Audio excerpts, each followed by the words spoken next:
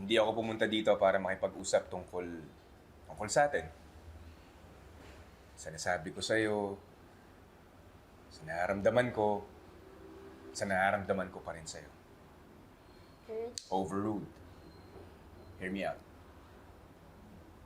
Lunch break mo, syempre hindi pwede maging busy kapag break. So wala tayong gagawin kundi kumain at maging magkaibigan.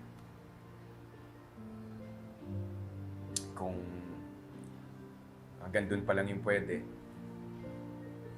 sana pwede, attorney. Request to have lunch with my best friend again. Request for recess sa lahat ng complications na nangyari recently. Namimiss ko na kasi yung pakulitan ng kaibigan ko eh. Promise. Lunch lang. Meron akong dalang pritong galunggong. G? granted sa Gigi. G.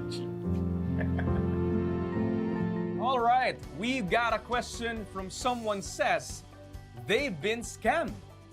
Nako, nangyayari sa karamihan sa atin ito these days, right? Scams are everywhere. Walang pinipili. But don't worry. You can fight back. Here's what you need to do. Step 1, gather all the evidence. Nanonood ka na naman kay Kurt, ah. Ay, Melissa.